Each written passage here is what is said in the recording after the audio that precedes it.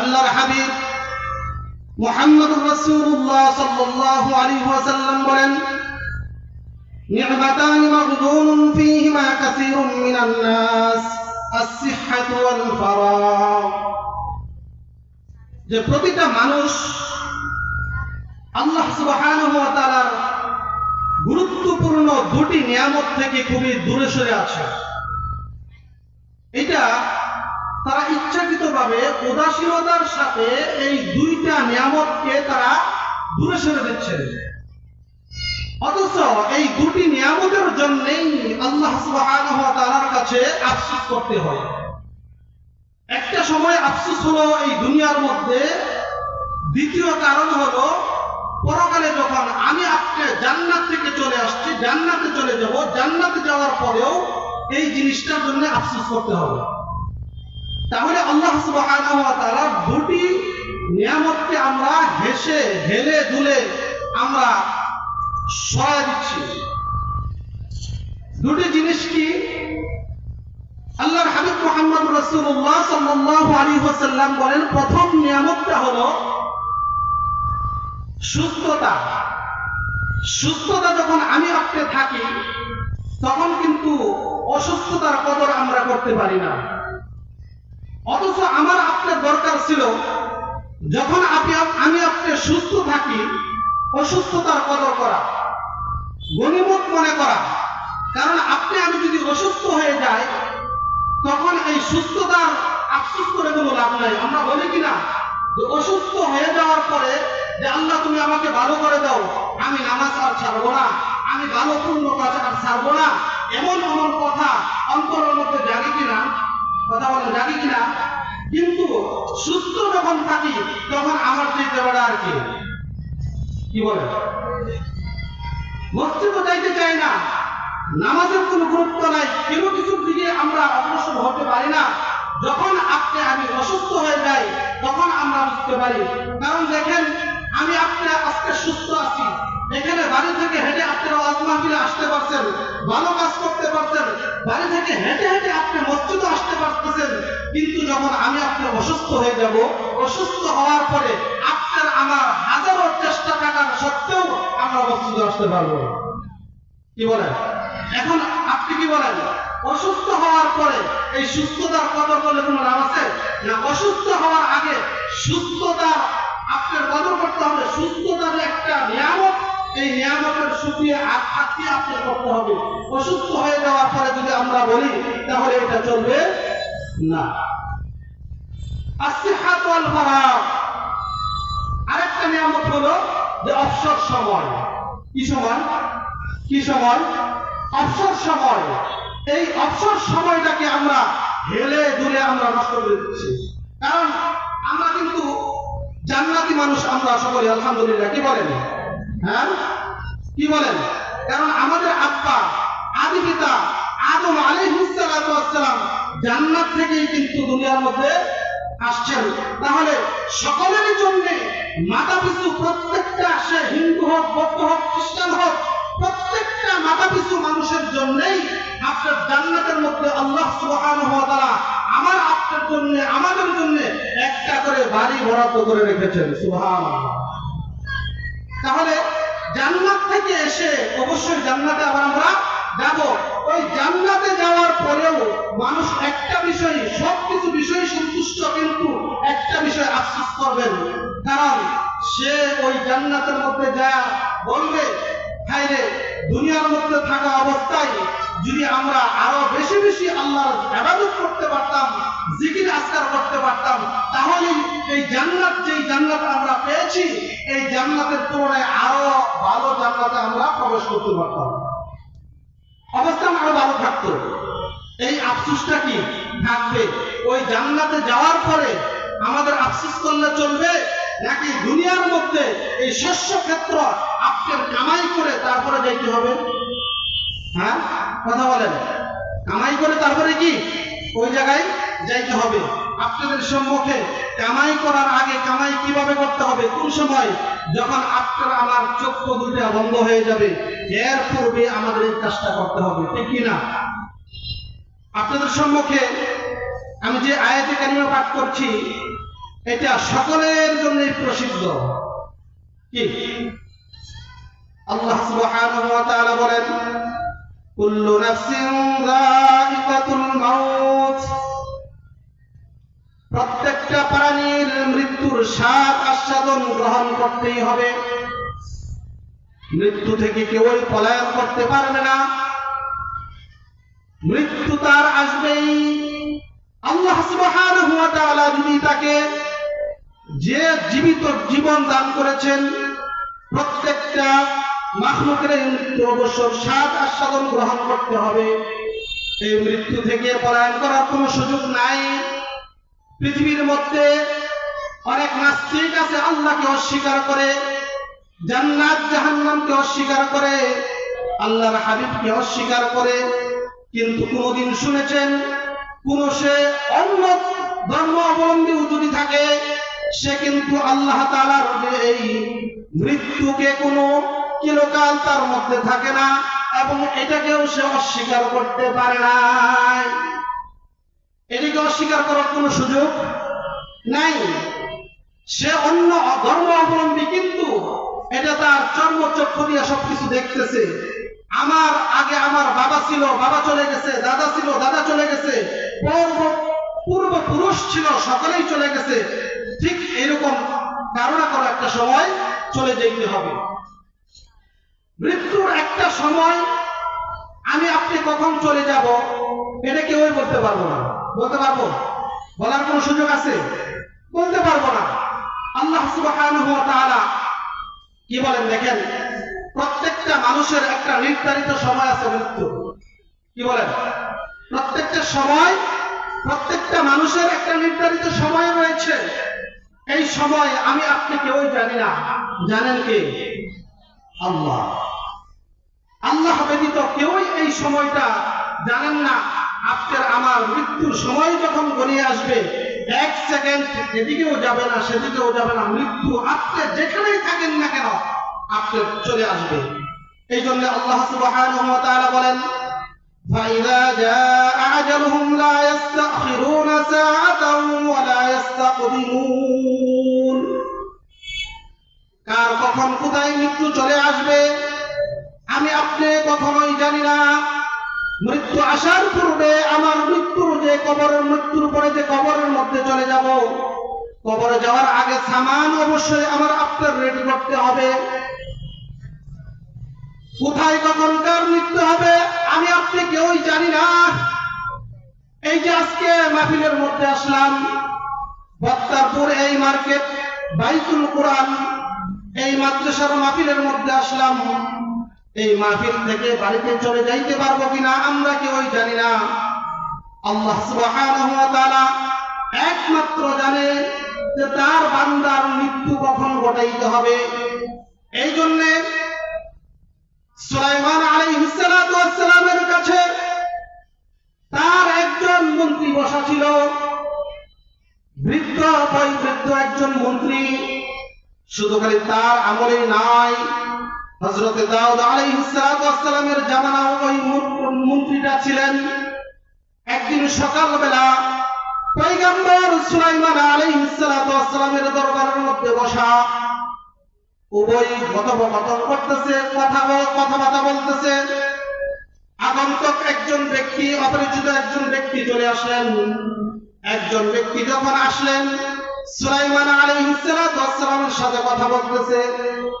কথা বলার পর ওই যে মন্ত্রী ওনার দিকে মাঝে মধ্যে তাকায়, এমন কিছু চাহনি ওই মন্ত্রী ওই আগন্তুক ব্যক্তির চাহনি দেখে মাঝে মধ্যে সে ভয় পাইতেছে।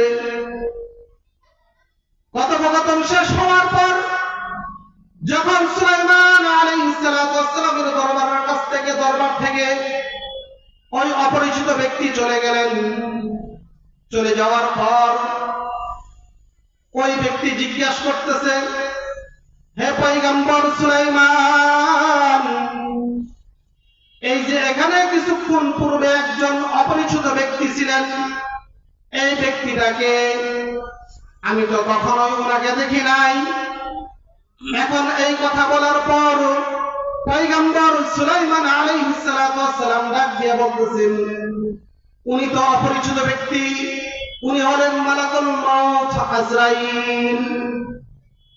আপনারা বলেন তো, যার চাহনিতে সে ভয় পাইছে, সে ভিতরে ভিতরে ভয় পাইতেছে, এখন পরবর্তী সময় যদি আবার শুনে যে এই ব্যক্তিরা মালাকুল মউত আজরাইল ছিলেন, এখন ভয় কি আরো বাড়বো না কমবো?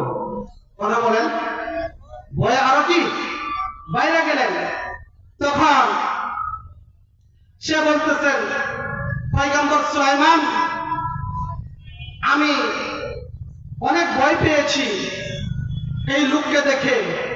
আমার কাছে, আমার দিকে সে যেভাবে তাকাইছে, মনে হয় আমাকে সে ছাড়বে না। আমাকে আপনাকে একটা কাজ করেন, বাতাস তো আপনার কথা শুনে, আমাকে বাতাসকে অর্ডার করেন, আমাকে দূর এক দ্বীপের মধ্যে রেখে আসে, যেই জায়গার মধ্যে তার যাইতে কষ্ট হবে, সে আমাকে খুঁজেও পাবে না, আমাকে দূর একটা অবস্থায় রেখে আসেন। তখন সুলাইমান আলাইহিস সালাতু ওয়াস সালামকে যখন পিরাপিরি করতেছেন, তখন সুলাইমান আলাইহিস সালাতু ওয়াস সালাম নাসুর বান্দা কি বলবেন, বাতাসকে অর্ডার করলেন। বাতাস অর্ডার করার পরে বাতাসটাকে এমন একটা জায়গার দ্বীপের মধ্যে নিয়ে গেলেন, 1000 মাইল দূরত্ব, ওই জায়গার মধ্যে যায় তাকে রেখে আসলেন। সুলাইমান আলাইহিস সালাতু ওয়াস সালামের হুকুম করলেন, চলে গেলেন। পরের দিন আবার ওই আগন্তুক ব্যক্তি, অপরিচিত ব্যক্তি হযরতে আজরাইল আলাইহিস সালাতু ওয়াস সালাম চলে আসলেন। আজরাইল আলাইহিস সালাতু ওয়াস সালাম যখন চলে আসলেন, তখন সুলাইমান আলাইহিস সালাতু ওয়াস সালাম ডাক দিয়ে বলেন, কি ব্যাপার? গতকাল আমার ওই মন্ত্রীর দিকে তুমি এমন ভাবে তাকাইছো, তাকানোর কারণে সে ভয় পেয়েছেন, কি ব্যাপার? সুলাইমান আলাইহিস সালাতু ওয়াস সালাম উনাকে বলতেছেন যে আপনার ওই মন্ত্রী তো এই জায়গার মধ্যে বসা, কারণ এর আগে 1000 মাইল দূরত্ব একটা দ্বীপ, ওই দ্বীপের মধ্যে কিন্তু তার মৃত্যু লেখা ছিল। এখন আমি মনে করলাম 1000 মাইল দূরত্ব ওই জায়গার মধ্যে তো তার মৃত্যু লেখা, কিভাবে যাবে? এই জিনিসটা আল্লাহ সুবহানাহু ওয়া তাআলা, যার মৃত্যু যে জায়গায় হবে, কোন সময় কিভাবে হবে, এটা ওই পরিস্থিতি সিচুয়েশন ঘটে আল্লাহ সুবহানাহু ওয়া তাআলা ওই জায়গার মধ্যে তাকে সময় মতো পৌঁছায় দিবেন। কি করবেন? ওই জায়গার মধ্যে পৌঁছায় দিবেন। তখন বলতেছেন যে আপনার ওই মন্ত্রীর মৃত্যু ওই দ্বীপের মধ্যে, আমি আয়েশা দেখি এই জায়গায়, তখন আমি ওই জায়গার মধ্যে যাওয়ার পরে দেখি আমি আজরাইল আলাইহিস সালাতু ওয়াস সালামের জন্য, অর্থাৎ মৃত্যুর জন্য সে অপেক্ষা করতেছে। তাহলে দেখেন, কার কোন সময় মৃত্যু হবে এটা বলা যায় না। মৃত্যু থেকে সে পলায়ন করার চেষ্টা করছিল, কিন্তু পারছে। আল্লাহ সুবহানাহু ওয়া তাআলা এই জন্য বলেন, কুল ইন্নাল মাউতাল্লাযী তাফিররুনা মিনহু ফাইন্নাহু মুলাকীকুম। ওগো আমার হাবিব, আপনি জানায় দেন, মৃত্যু থেকে তুমি যদি পলায়ন করার চেষ্টা করো, কোন অবস্থাতেই মৃত্যু থেকে তুমি পলায়ন করতে পারবে না। পলায়ন করার কোনো সুযোগ নাই। মৃত্যু থেকে যদি তুমি পলায়ন করার চেষ্টা করো, সেই মৃত্যু তোমাকে একটা সময় না একটা সময় তোমাকে পাকড়াও করে বসবেই। খালি শুধু তাই নয়, এমন আরেকটা ঘটনা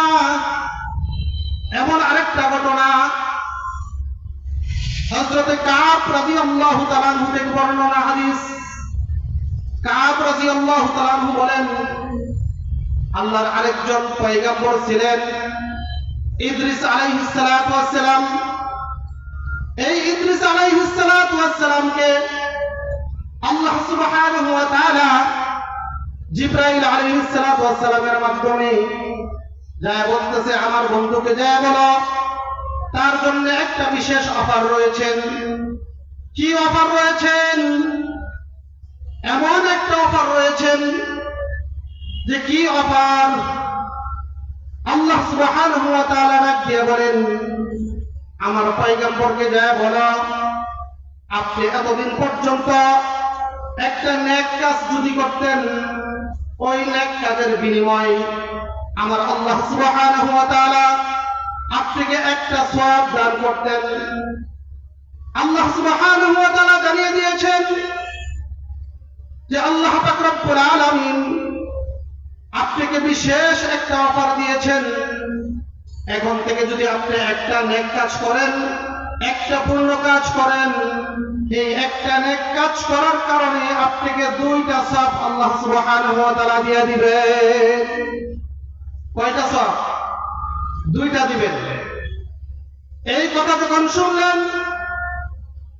জিবরাইল আলাইহিস সালাতু ওয়াস সালামের কাছে হযরত ইদ্রিস আলাইহিস সালাতু ওয়াস সালাম বলতেছেন এই অফারটা যেহেতু আমার আল্লাহ আমাকে দিয়েছেন তাহলে আমার মনে চাইতেছে এই পৃথিবীর মধ্যে আমার আরো কিছুদিন থাকা দরকার।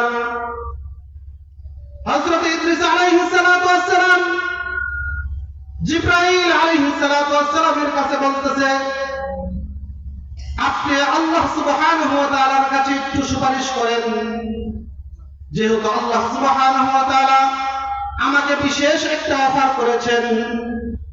কারণ আমি দুনিয়ার মধ্যে আরো কিছুদিন যদি আমি জীবিত থাকি, এই জীবিত থাকার দরুন আমি আল্লাহ সুবহানাহু ওয়া তাআলার ইবাদতগুলি আরো বেশি বেশি করতে পারবো, আল্লাহর নাম আমি বেশি নিতে পারবো, সওয়াব আমি বেশি অর্জন করতে পারবো।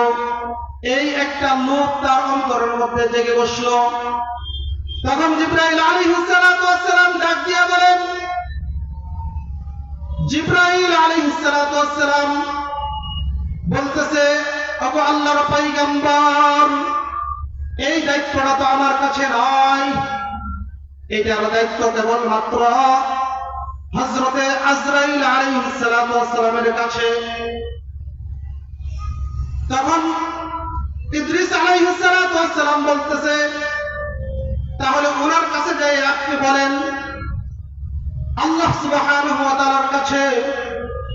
জিবরাইল আলাইহিস সালাতু ওয়াস সালাম হযরত ইদ্রিস আলাইহিস সালাতু ওয়াস সালামকে তার ডানার মধ্যে নিয়ে আল্লাহ পাক রব্বুল আলামিনের কাছে আরজ করতেছেন ওগো মালিক তোমার বন্ধু তোমার এই বিশেষ অফার পেয়ে তোমার কাছে এমন একটি আরজি করলেন, তোমার কাছে আমি সুপারিশ করার জন্য আরজি করলেন।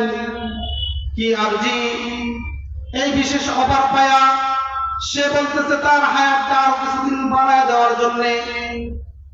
আল্লাহ সুবহানাহু ওয়া তাআলা ডাক দিয়ে বলেন তাহলে আমার এই পয়গম্বর ইদ্রিস আলাইহিস সালাতু ওয়াস সালামের যেহেতু এমন একটি অফার পাওয়ার পরে তার মনে চাইতেছে দুনিয়ার মধ্যে থাকতে, দুনিয়ার মধ্যে থাকার কোনো সুযোগ আছে কিনা।